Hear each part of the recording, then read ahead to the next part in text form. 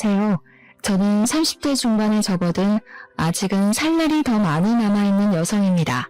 저에게 몇 개월 전에 일어난 아주 기가 막힌 일이 있어서 한번 풀어보려 사연을 올려보게 되었습니다. 제 인생에 정말 큰 사건이기도 하고 황당한 일이기도 해서 어딘가에 속 시원하게 한번 털어놓고 싶었는데 이런 채널이 있을 줄이야 꿈에도 몰랐습니다. 제가 지금 또 과거의 일을 떠올리니 흥분한 상태이기도 해서 두서없이 내용이 이어질 수도 있기에 양해를 좀 부탁드리겠습니다. 그만큼 저에게는 제 인생의 가장 큰 굴곡이자 큰 사건이었거든요. 그럼 지금부터 제 인생의 가장 큰 사건 한번 시원하게 풀어보도록 하겠습니다. 저에게는 3살이 어린 여동생이 하나 있는데 제 동생에게는 청각장애가 있습니다.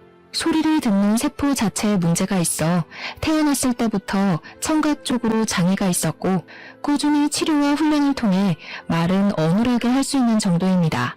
우리 아버지의 사업이 인도네시아 쪽에서 남부럽지 않게 먹고 살 만큼 굴러가고 있었던 덕에 그 비싼 치료를 꾸준히 받을 수 있었습니다. 그래서 제 동생에게 청각장애가 있다는 걸 태어났을 때부터 인지하고 언어 치료와 행동 치료 같은 훈련을 받을 수 있었습니다. 지금이야 언어 치료와 행동 치료가 꽤 많은 센터에서 운영 중이기도 하고 예약만 잘하면 어렵지 않게 받을 수 있는 치료이지만 제가 어린 시절에는 아니었습니다.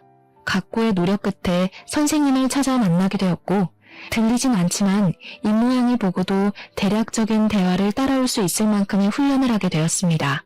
저희 가족은 당연히 동생과 함께 수어를 배웠고 집에서는 수어를 통해서 이야기를 하고 있습니다. 기술의 발전으로 인공 와우 수술이라 하여 청각장애가 있는 친구들에게 소리를 듣게 하는 기계도 나와 있긴 하지만 우리 동생은 세포 자체의 문제라 소용이 없다고 하더군요. 몇 번이나 해외로도 국내로도 알아봤지만 수술이 불가하다 하여 가족들은 수어를 하거나 입모양을 크게 벌리며 동생이 알아볼 수 있게 말을 하는 버릇이 있습니다. 장애라는 게 사람의 마음을 파먹기도 하지만 우리 가족은 있는 그대로의 동생을 받아들이고 있고 서로를 잘 보살피며 화목하게 살고 있었습니다. 학창 시절에도 동생을 괴롭히는 아이들을 항상 혼내며 동생을 보살폈고요. 동생이 수업을 잘 따라갈 수 있도록 제가 옆에서 많이 도와주었습니다. 당연히 우리 자매의 우애가 돈독할 수밖에 없었습니다. 거기다가 동생이 청각장애가 있기 때문에 뒤에서 뒷말을 하는 못된 아이들도 많이 있었기에 저는 그런 동생을 위한 슈퍼우먼이 되어야 했습니다. 다행히 학교가 같은 재단에 있어 초중고를 동생과 같은 학교에서 보내긴 했지만 제가 대학생이 되어 먼저 대학에 진학을 하게 되면서 떨어지게 되었습니다. 동생이 고등학생이 되던 날 어찌나 마음이 떨리고 나 없이도 잘 버틸 수 있을지 걱정이 되던지 물가에 내놓은 아이 같은 마음이 들었더랬죠. 아무튼 제가 대학생이 되어 학교를 다니는 동안 우리 동생은 저 없는 학교에서 꽤 많은 상처를 받았다고 하더라고요. 청각장애가 있는 동생을 꾸준히 괴롭히던 아이들 때문에 동생은 학교는 겨우겨우 졸업을 했지만 사람을 만나는 것을 두려워하게 되었습니다. 저는 그런 동생을 보살피며 취업까지 성공을 하였고 사회인이 되고 나니 정말 너무너무 바쁘더군요. 동생과 항상 주말이면 같이 시간을 보내곤 했었는데 제 일이 너무 바빠지니 주말에는 잠만 퍼질러 자기에도 바빴습니다. 매일같이 이어지는 야근에 초과 업무에 동생이 파김치가 된 저를 보고 주말에 나가 놀자는 말을 하지도 못하더라고요. 저는 매일같이 늘어지는 다크서클을 감추지도 못한 채 집에서 밥 먹고 자고만 반복을 했습니다. 하지만 그런 시간이 반복이 되더라도 저에게 새로운 사랑이 찾아오는 걸 막아내지 못했죠. 매일같이 회사에서 초과 근무를 하다 보니 같은 회사 입사 동기와 자주 마주치게 되었고 업무적인 이야기를 나누다가 사적인 이야기도 나누게 되었습니다. 서로에게 호감을 가지게 되다가 서서히 눈이 맞아버린 것이었습니다. 당연히 사내 연애였기에 회사 사람들 몰래 비밀 연애를 하게 되었습니다. 남자친구가 생겼으니 주말에 데이트를 하러 나가곤 했는데 그때마다 동생에게 이런저런 핑계를 대는 게 미안하기도 했습니다. 그러던 어느 날 동생이 저에게 가고 싶은 카페가 있다고 말을 걸어오더라고요. 남자친구와 데이트를 하느라 동생을 잘 챙기지 못했기에 미안한 마음이 있던 찰나 동생이 가고 싶다던 곳이 제가 남자친구를 만나기로 한 동네와 가깝더라고요. 동생이 마음에 걸려 남자친구에게 넌지시 물어보니까 같이 만나도 좋다는 대답이 돌아왔습니다. 남자친구에게 미리 언지를 해뒀죠. 내 동생에게는 청각장애가 있어서 의사소통이 조금 힘들 수도 있다. 하지만 입모양을 천천히 보여주면 말은 통한다고요. 제 남자친구는 제 동생에게 청각장애가 있다는 걸 몰랐던 터라 조금 놀라기는 했습니다만 자기가 노력해서 의사소통을 해보겠다고 하더라고요. 아무튼 그날 만나서 같이 미술관에 가서 보고 싶었던 전시회 하나를 보고 동생이 먹고 싶어 했던 파스타도 먹고 가보고 싶다고 했던 카페까지 갔습니다. 제 동생이 청각장애로 인해서 새로운 사람 만나는 걸 별로 좋아하지도 않고 소극적인 성격인데도 이상하게 제 남자친구랑은 잘 어울리더라고요. 둘이 취향이 비슷한 건지 짝짝꿍도 잘 맞아서 저 없이도 손짓 발짓 해가면서 대화도 하고 하더라고요. 제 남자친구가 저에게 부탁하지 않고 스스로 대화하려고 노력하는 모습을 보고 조금 달리 보이기 시작했습니다. 그 이후로 동생이 가끔 형부 만날 때 나도 껴주면 안 돼? 하고 물어봤는데 저는 솔직히 좀 마음이 그렇더라고요. 제 남자친구가 불편할지도 모르는 일이고 그래서 남자친구에게 먼저 양해를 구하며 물어보니까 자기는 정말 좋다고 같이 보자고 하더라고요. 그러더니 무슨 동네에 봉사 동호회 같은 데에 가입까지 해서는 수어를 배우기 시작했습니다. 저도 모르고 있다가 무슨 유튜브 같은 걸 보고 있길래 뭘 보나 했더니 수어 동작을 배우는 영상이더라고요. 저랑 동생이랑 수어로 대화를 하는 게 멋있어 보였다면서 자기도 그렇게 대화를 나눠보고 싶다고 하더라고요. 그 뒤로 제 남자친구는 정말 각고의 노력을 했고 어설프게 수화를 하며 동생과 대화를 시작했습니다. 제 동생 또한 그런 남자친구의 행동에 감동을 받았는지 둘이 둘도 없는 친구가 되었습니다. 저를 빼놓고 수어로 비밀 대화를 나누는 지경까지 이르렀고 저와 남자친구가 휴가를 맞춰서 여행이라도 가면 둘이 거기서 영상통화를 하며 대화를 하더라고요. 저랑 싸우기라도 한 말이면 영상통화를 켜놓고 이르기까지 하더라니까요. 동생도 제 남자친구 덕분에 집 밖에서 간간히 산책도 나가게 되고 새로운 사람을 만나는 데엔 당연히 주저함이 있긴 하지만 그래도 노력을 해보려고 하더라고요. 혼자 산책 나가는 건 정말 싫어했거든요. 뒤에서 자전거나 오토바이 소리를 못 들어서 위험할 뻔했던 적도 있었고 개가 짖으면서 달려드는데 그걸 몰라서 동네 떠돌이개한테 물린 적도 있었거든요. 제 동생이 또 사람들에게 받은 상처들도 있었고요. 예를 들면 입모양만 봐도 대강 무슨 말을 하는지 다 알 수 있는데 청각장애가 있다고 하니 앞에서 무시하는 말을 하고 그런 거죠. 얼굴은 예쁘장하게 생겨서 기머거리냐고 불쌍하다고 하는 말들이요. 동생이 입모양으로 다 알아볼 수 있으니 자연스럽게 의기소침해지고 소극적인 사람으로 변해버린 거죠.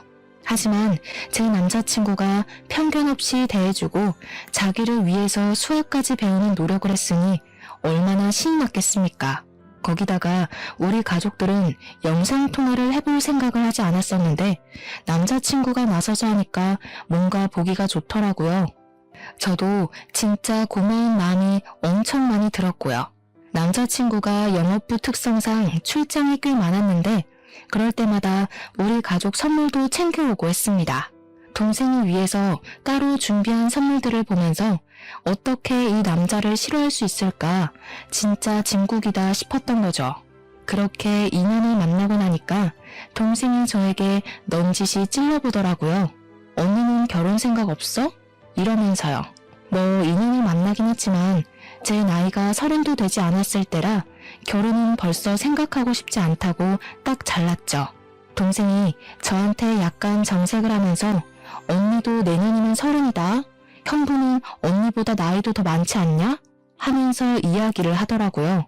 결혼에 대해 진지하게 생각을 좀 해보라며 이야기를 하니까 진짜 그럴 나이가 됐나 싶기도 하고 말이죠. 그 뒤로도 몇 번이나 저에게 결혼 타령을 하니까 진짜 결혼을 해야 하나? 이 사람이랑 하는 게 맞나? 하는 생각으로 넘어가게 되었습니다. 저는 그때까지도 동생이 제 남자친구랑 내통을 해서 둘이 짜고 저를 떠본 거라고는 생각도 못했습니다. 남자친구가 저보다 4살이 연상이었기에 집에서도 슬슬 결혼 이야기가 나오고 있었나 봐요. 남자친구한테 계속 결혼할 여자 없어? 선이라도 알아봐줘?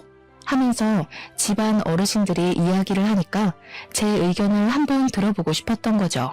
저랑 결혼을 하고 싶긴 하지만 제가 아직 29살이고 의중을 모르니까 동생과 함께 짜고 떠본 것이었습니다. 동생이 한 3개월 내내 결혼 노래를 부르니까 한 해가 더 지나고 제 나이 30에 결혼을 한번 해볼까 싶은 마음이 들었습니다. 동생한테 지금 결혼하면 후회하지 않을까? 남자친구가 너무 좋은데 그냥 결혼할까? 하고 이야기를 하니 고개를 막 끄덕이더라고요. 빠른 거 아니라고, 지금 결혼해도 후회하지 않을 거라고, 형부 너무 좋은 사람이라고 하면서요. 둘이 짜고 치는 고스톱이라는 걸 알게 된 건 남자친구가 딱 3주 뒤에 저에게 프로포즈를 해서 알았습니다. 동생이 저에게 어떤 프로포즈를 받으면 감동받을 것 같냐, 뭐 이런 걸 물어봤었거든요. 아주 종합 선물 세트로 준비를 했길래 눈치를 못 챌 수가 없었죠. 남자친구한테 물어보니까 차일게 걱정돼서 도움을 좀 받았다고 이야기를 하더라고요. 우리 처제가 내 편이라 정말 다행히 하면서 웃는데 그 모습까지 귀여워 보여서 이 남자랑 결혼해도 되겠구나 하는 마음이 들었죠. 프로포즈를 수락하고 우리 집에 인사를 드리러 남자친구가 오기로 했는데 그날 점심부터 동생이 막 부산스럽게 준비를 하더라고요. 형부 될 사람이 정말 좋은 사람이라고 부모님께 막 나서서 이야기를 하는데 그런 애가 아닌데 칭찬을 하니까 부모님도 좀 놀라시고요. 제 동생이 가족 이외의 사람에게 이렇게까지 정을 붙이고 마음을 털어놓은 적이 없는 애라 놀라실 만도 하셨겠죠. 부모님께서는 우리 집은 인성 됨됨이만 잘 잡혀있으면 만사 오케이라고 하시면서 본 적도 없는 남자친구가 마음에 든다고 하셨습니다.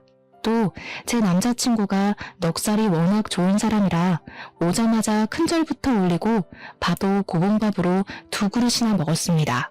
대화하는 내내 분위기를 얼마나 익살스럽게 잘 이끌고 가던지 저희 부모님도 푹 빠지셨죠. 거기다가 저희 아버지와 술을 한잔하는데 둘이 죽이 너무 잘 맞는 거예요. 둘 다 만취해서 노래방 가자 하더니 정말 온 가족 다 끌고 노래방 가서 신명나게 놀았습니다. 제 동생은 들리지도 않는데도 혼자 탬버린 들고 춤까지 추더라니까요. 진짜 한 6개월치 웃을 거 그날 하루에 다 웃었다고 해도 과언이 아니었습니다. 아무튼 그날 우리 집에서 인사도 잘 드렸고 저도 예비시댁에 방문을 해서 인사를 드리기로 했는데 그제야 남자친구가 이야기를 털어놓더라고요. 사실 그동안 숨기려고 했던 건 아닌데 말하지 못한 게 있다면서 예비시댁의 집안 사정에 대해 이야기를 하기 시작했어요. 남자친구가 어릴 때 아버지께서 돌아가시고 집안의 가장 노릇을 쭉 해왔다고 하더라고요. 당연히 형편이 좋지 못해 대학도 못 갔고 바로 부사관으로 입대를 해서 군 생활을 하다가 27살에 전역을 했다고 하더군요. 할 줄 아는 게 없어서 2년 동안 각고의 노력 끝에 자격증들을 줄줄이 따게 되었다고 했습니다.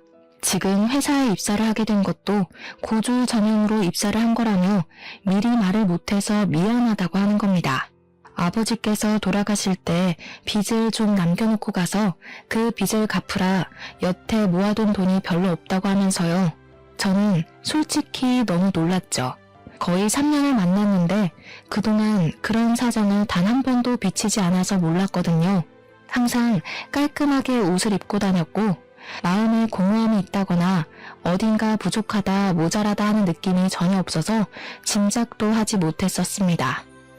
그것도 결혼 직전에 와서 그런 이야기를 하니까 순간 마음이 흔들리는 건 어쩔 수가 없더라고요.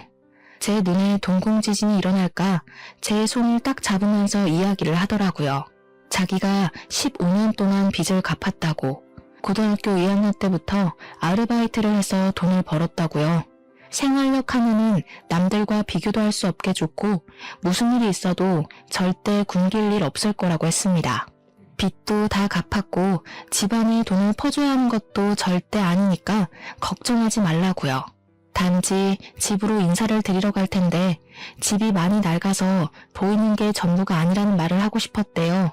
아버지께서 돌아가시기 전에 남겨주신 집이라 차마 처분도 못하고 그 낡은 데서 온 가족이 살았다고요. 가족들의 소중한 추억이 담겨있는 집이라 상속 포기도 하지 못하고 돈을 다 갚을 수밖에 없었다며 덧붙였습니다. 저희 집이 아무래도 넉넉한 집안이다 보니 돈이 없는 사람과 결혼한다는 게 고된 일이라는 생각은 별로 하지 못했어요. 그런 거 있잖아요. 어차피 내가 돈이 있으니 내가 더 준비하면 된다는 안일한 생각을 했다고나 할까요? 남자친구, 그러니까 예비신랑의 꾸준한 설득 끝에 예비시댁에 방문을 하기로 결정을 내렸습니다. 양손 무겁게 가라는 부모님의 말에 선물을 잔뜩 준비해서 예비시댁에 방문을 했는데 조금 놀랍긴 하더라고요.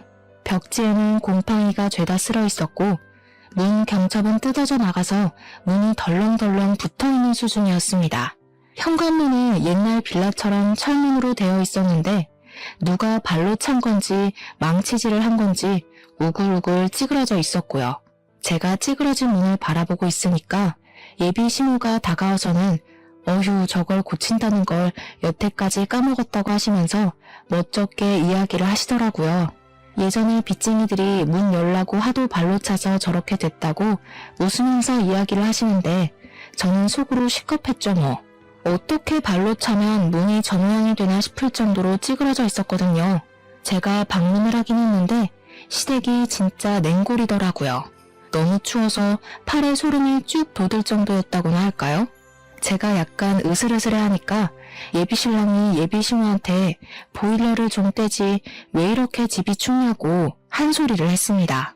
그러니 예비신우가 눈을 살짝 흘기면서 돈 아껴야지 무슨 보일러니? 하면서 씻을 때나 잠깐 틀면 된다고 하시더라고요.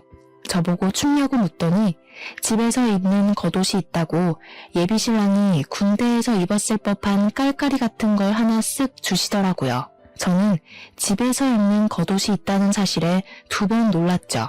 거기다가 그 옷에서 나는 이상한 쩐내에 3번 놀랐습니다. 쿰쿰하고 뭔가 지린내 같은 쩐내가 나서 도저히 못 입겠다 싶어서 예비 신우에게 돌려드렸어요. 저녁이나 먹자고 하시길래 제가 뭐 도와드릴 건 없나 하고 기웃기웃하니까 예비 신랑이 앉아있으라고 하대요. 그 말에 예비 신우가 저한테 부잣집 아가씨라던데 그 손으로 뭘 하겠냐고 가만히 있는 게 돕는 거라고 하시더라고요. 그 말을 듣는데 약간 기분이 쎄한 것이 저를 별로 마음에 안 들어 하시나 싶기도 했습니다. 저녁밥이라고 대충 상을 차려주셨는데 물론 저희 집과는 가정 환경 자체가 차이가 나니까 그럴 수 있다 생각은 하면서도 영 기분이 별로인 거예요. 치킨 볶음밥 같은 거랑 김치만 냅다 올려져 있는 상이었는데 예비 신우가 우리 집 김장김치가 정말 맛있다면서 밥 2공기 먹어도 된다고 하시더라고요. 제가 밥을 젓가락으로 뒤적거리다가 이거 치킨이에요? 하고 물어봤더니 예비 신우 하는 말이 어제 치킨 시켜 먹고 남은 걸로 볶았다고 하시더군요. 음식 남기는 거 벌 받는 거라면서 환경 보호해야 된다고 덧붙이시는데 제 얼굴이 다 빨개지더라고요. 물론 제가 상다리 부러질 만큼의 식사를 기대한 건 아니지만 남은 치킨으로 만든 볶음밥에 김장김치 덜렁 있는 건 아무리 생각해도 아니잖아요. 제 표정이 점점 굳으니까 예비신랑이 안절부절하는데 저는 그러면 제가 사온 고기라도 구워주실 줄 알았거든요.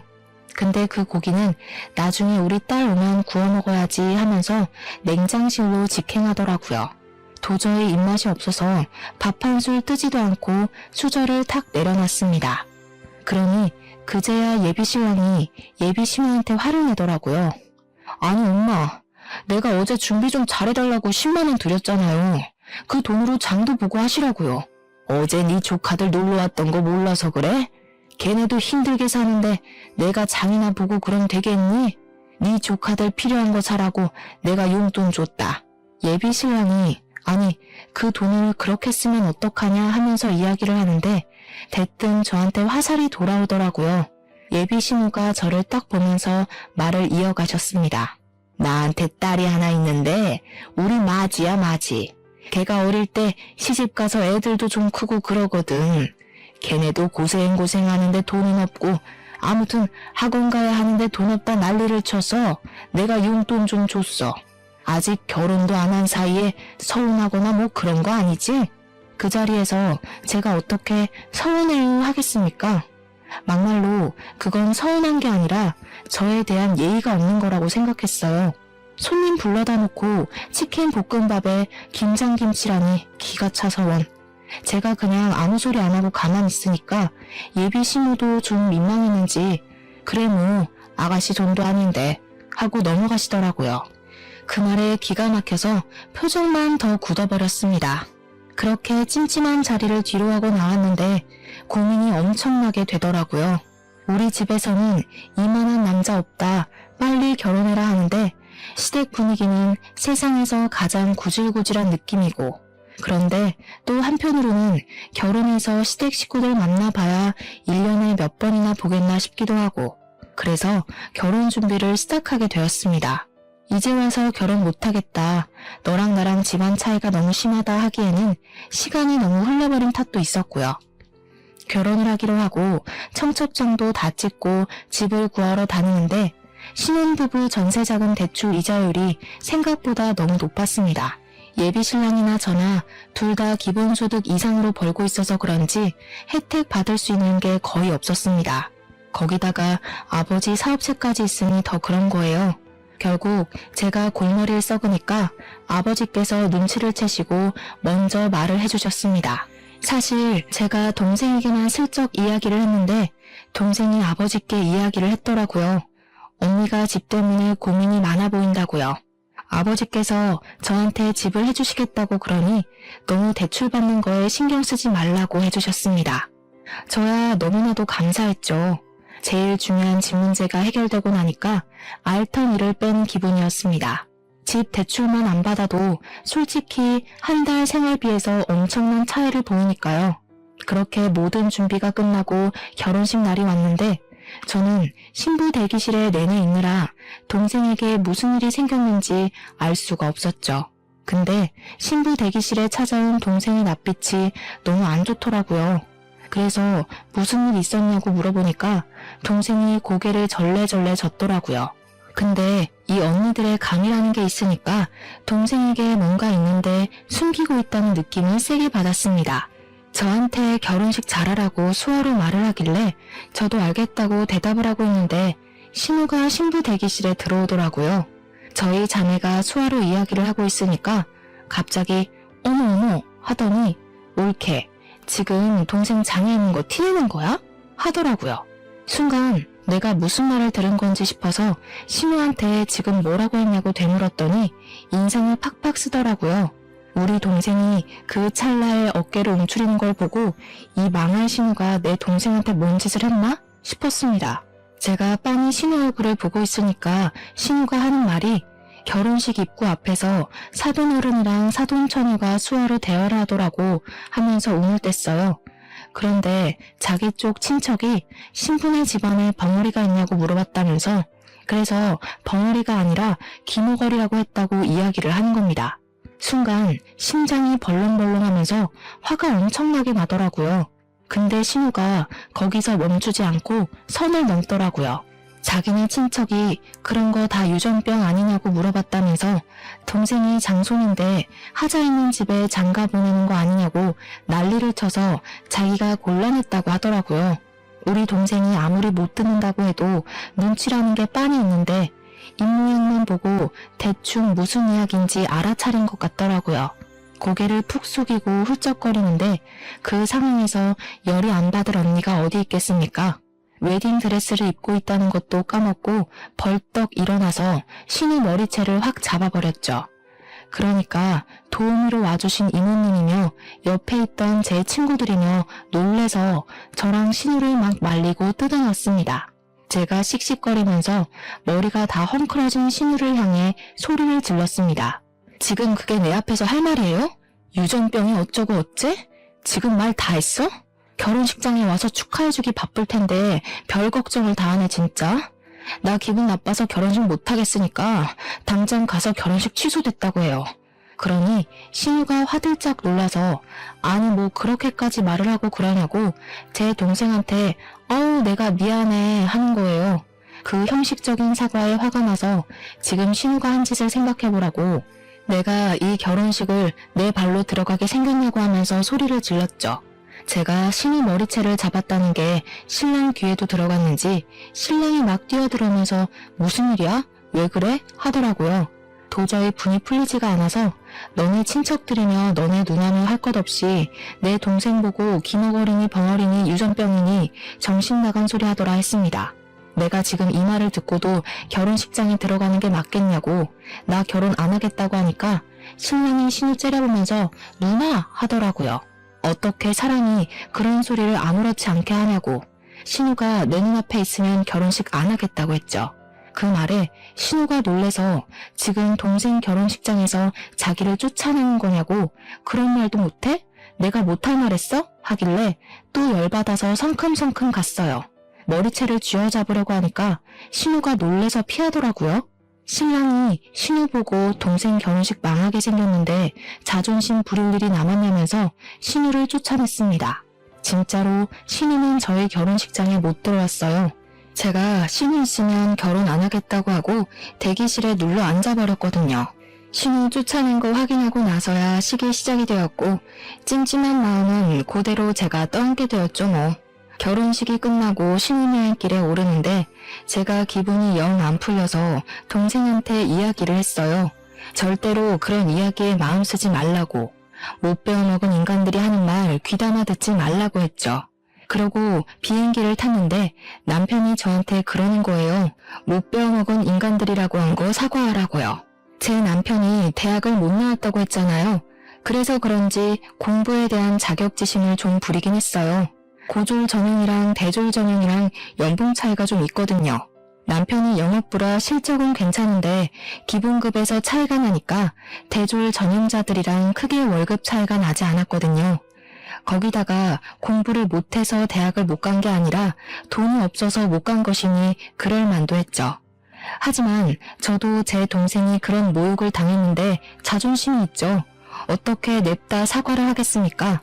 저도 의견을 굽히지 않았고 사과는 못하겠다고 했습니다. 둘 다 자존심을 부리다가 신혼여행 가는 비행기 안에서 12시간 내내 아무 말도 안 하고 있었다니까요. 도착해서도 냉기만 폴폴 풍기다가 사과를 안 하면 같이 안 다니겠다고 먼저 선수를 치더라고요. 저도 굽히기 싫어서 너랑 안 다니겠다고 하고는 관광도 따로 다녔습니다. 혼자 며칠을 지내다가 결국 마지막 날이 되고 나서야 타협을 하게 되었죠. 사과를 하거나 그런 건 아니었고 서로 잘못한 거고 서로 기분 나쁜 상태니까 조심하자고 대충 뭐 휴전 정도만 한 거죠. 근데 둘 다 서로의 가족에 대해 그렇게 말한 게 앙금으로 남아서 혼인신고를 원래 신혼여행 다녀오면 바로 하기로 했었는데 조금 미루기로 했어요. 남편도 제가 꿋꿋하게 사과를 하지 않고 자존심을 부리니 혼인신고를 미루는데 동의하더라고요. 보통은 신혼여행을 다녀오면 시댁과 친정 인사를 드리러 가잖아요.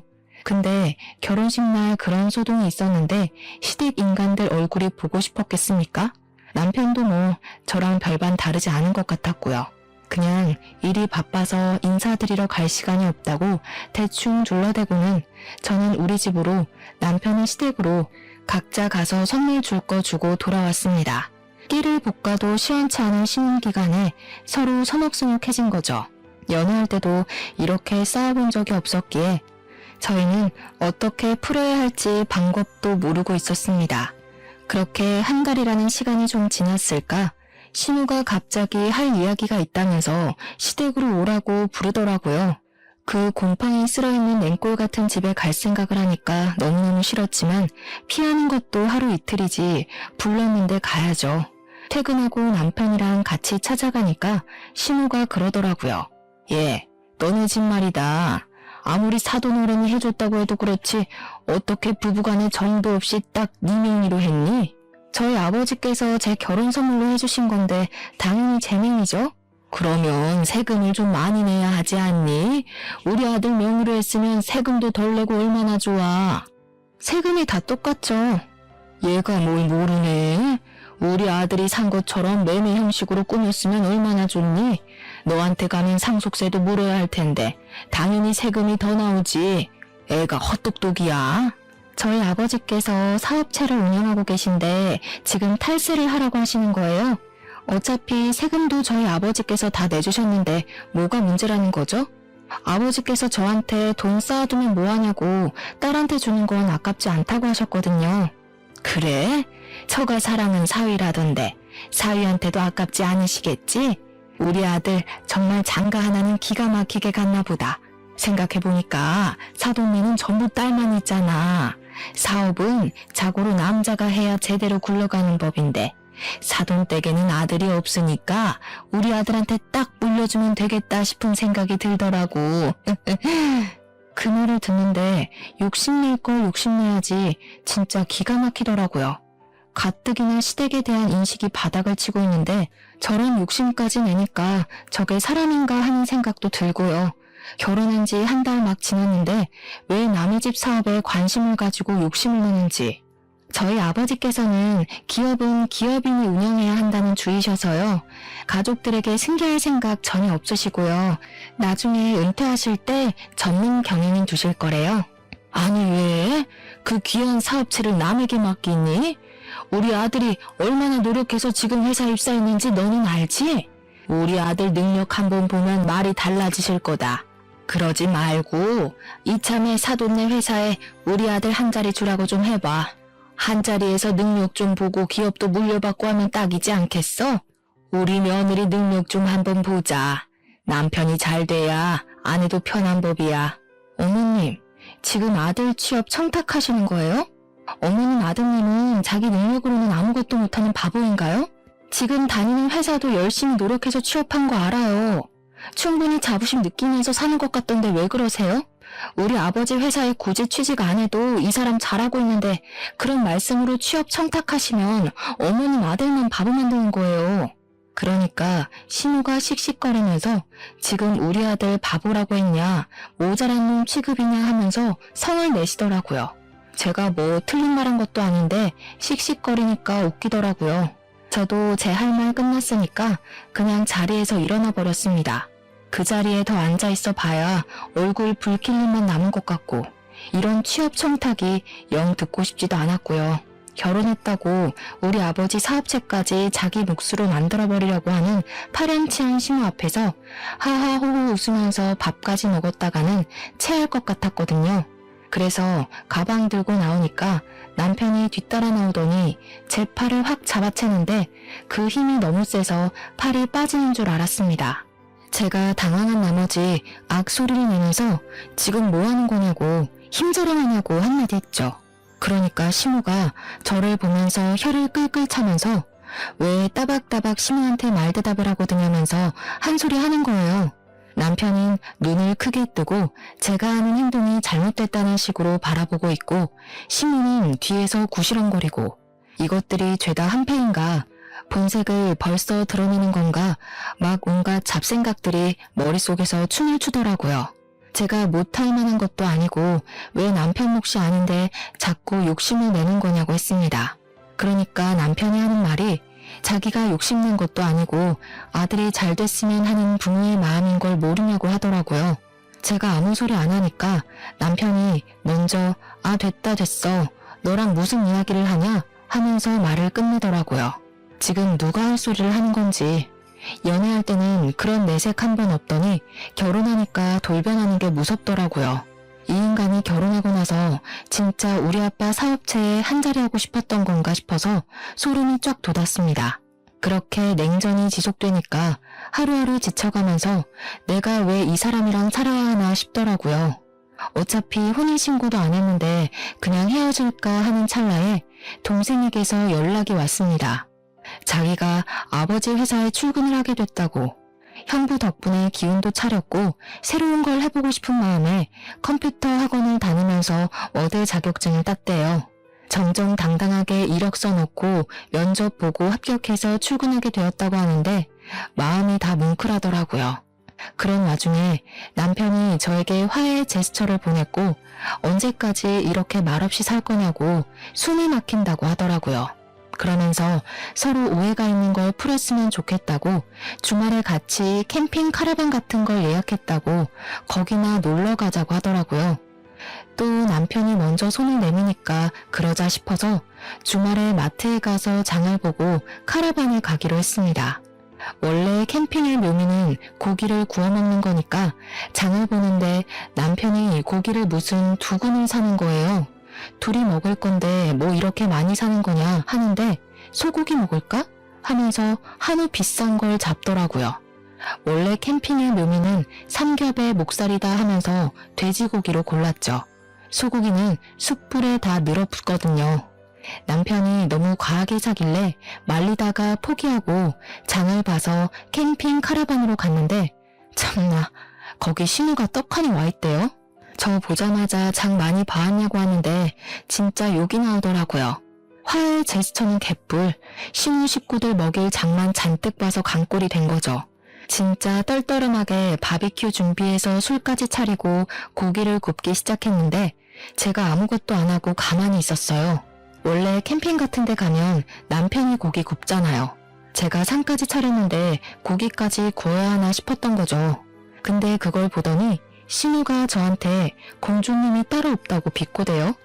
일부러 못 들은 척하고 무시했죠. 그러니까 신우가 뭐라는 줄 아세요? 그쪽 집안 귀머거리인 거 내가 유전이랬지? 혹시 우리 올케도 내 말이 안 들리나?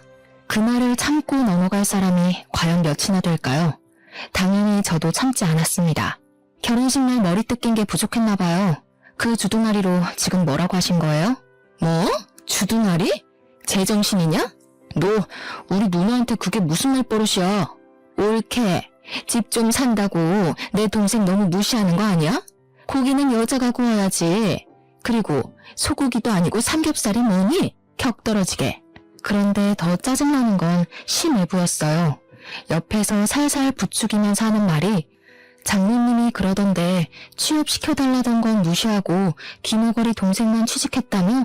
하면서 자기도 이직하고 싶다는 겁니다. 만년 과장으로 살 수는 없고 어디 이사나 전무자리 좋은 데 있으면 자기랑 저희 남편 취업 좀 시켜달라고요. 열이 뻗쳐서 말로 싸우기를 포기하고 사왔던 돼지고기 2근을 전부 심해부 신우 남편의 얼굴을 향해 던졌습니다. 다들 생고기를 처맞고 깍깍거리는데 저도 씩씩거리면서 할 말 다 했죠. 아줌마는 여자 아니야? 시자 붙었다고 시킬 생각만 하네? 그러지 말고 손수 모범은 좀 보이던가. 그리고 전무나 이사? 아저씨가 할 줄 아는 게 뭐가 있다고 그 자리를 달래? 우리 아빠 회사가 무슨 구멍가게인 줄 알아? 능력이 있어야 뭘 시켜주든지 말든지 하지. 취업 청탁은 누가 하는 건데 지금 누구 보고. 내 동생은 당당하게 이력서 넣고 합격한 거거든? 진짜 살다 이런 개차반의 무식한 인간들 처음 본다. 그러니 남편이 뭐? 무식? 내가 그런 소리 하지 말랬지? 하면서 달려들더라고요. 야, 돈 없어서 대학을 못 갔다고? 웃기지 마. 장학금도 있고 학자금 대출도 있는데 뭔 핑계야. 그냥 네 성적에 그저 그런 대학 가야 하니까 핑계대고 부사관 간 거겠지. 그리고 그 고기 잘 씻어서 먹으면 되지 않겠어? 가족들끼리 두런두런 좋은 시간 보내고 우리는 여기서 갈라섭시다. 혼인신고도 안 했겠다. 집도 4명이겠다. 혼수도 내가 해왔겠다. 몸만 나가면 되지? 옷까지 몇 개 있는 거 그건 택배로 보내둘게. 착불로. 남편이 뒤에서 부들부들 떨면서 진짜 가면 이혼이야 하는데 저는 이미 갈라서기로 결심했는걸요. 그대로 운전해서 신혼집 비밀번호부터 바꿔버리고 대충 짐 싸서 친정으로 도망을 왔습니다. 친정 부모님이 놀라시긴 했지만 제가 차근차근 모든 일을 이야기하니까 아무 소리 하지 않고 잘 왔다고 해주셨어요. 그 와중에도 카라반에서 1박을 하고 온 건지 다음날 집 비밀번호 뭐냐고 난리치는 거 내 집에 자꾸 들어가려고 하면 가택 침입으로 고소하겠다고 했습니다. 친정집에서 출퇴근을 하는데 같은 회사를 다니고 있으니까 회사에서도 계속 찾아와서 난리를 치더라고요. 한 열흘 지나니까 저도 스트레스를 받고 아버지께서 저한테 그러지 말고 아버지 회사에 들어오는 게 어떠냐고 하셨습니다. 회사에 바로 사표 던지고 아버지 회사에 낙하산으로 들어가기로 했죠. 사표 내고 오전 중에 신혼집 가서 남편 물건 택배로 보내고 나왔는데 오후에 퇴근하고 나서 또 비밀번호 타령하길래 바로 경찰 불렀습니다. 혼인신고도 안 했으니까 가택 침입으로 조사를 받게 됐고 그제야 제가 물을 마음이 없다는 걸 알았는지 갑자기 잘못했다고 하대요. 소 잃고 외양간 고치는 것도 아니고 저는 이미 결심이 섰기 때문에 싹 무시했습니다. 며칠이 더 지나자 이번에는 시모가 재산 분할을 해달라고 연락이 온 거예요. 어디서 뭘 찾아본 건지 재산 분할은 귀책 배우자 상관없이 하는 거라고 당당하게 말하길래 저도 이야기해줬죠. 변호사한테 물어보라고. 고작 5달 살았는데 무슨 재산 분할을 해주냐고요. 거기다가 아직 혼인신고도 안 했는데 재산 분할할 대상도 아니라고 하니까 시모도 변호사한테 물어봤나 봐요. 어디 법률사무소에 가도 똑같은 소리를 하니까 저한테 위자료 1,000만 원만 주면 안 되겠냐고 하더라고요. 위자료는 지금 누가 받아야 하는데 그딴 소리를 하냐고 꺼지라고 해줬죠. 회사도 그만뒀겠다. 신혼집도 꽁꽁 닫아버렸겠다. 남편이 아무리 뻔뻔해도 친정집 와서 난동은 못 부리더라고요. 아버지께서는 시간이 지나면 다 잠잠해질 거라고 하시면서 저를 위로해 주셨습니다. 덕분에 아침마다 아버지랑 동생 손잡고 같이 회사 출근하고 있어요. 이혼이랄 것도 없는 제 짧은 동거 생활 5개월을 이렇게 청산하고 벌써 3개월이라는 시간이 더 흘렀습니다. 아직까지도 가끔은 야밤에 자니? 하면서 문자가 오긴 하는데 나중에 스토커 짓이라도 하면 고소하려고 증거로 남겨주고 있습니다. 전 회사에서도 수근수근 거린다는데 언제까지 붙어있나 두고 보려고요. 저는 아버지 회사에서 출퇴근 잘하면서 동생과 같이 주말에 놀러도 가고 시간을 잘 보내고 있답니다. 남자라면 치가 떨리지만 그래도 가족들은 좋은 사람 만나서 재혼하길 바라는 듯 하시네요. 그건 시간을 두고 천천히 생각해보면 되겠죠? 앞으로는 겉과 속이 다른 사람은 피하고 싶어요, 정말. 아주 짧은 결혼 생활이었지만 비혼도 나쁘지 않은 선택이라는 결심에 힘을 실어준 시간이었습니다. 여러분들도 현명한 결혼 준비 혹은 비혼 준비하시길 바라면서 제 이야기는 여기서 마치도록 하겠습니다.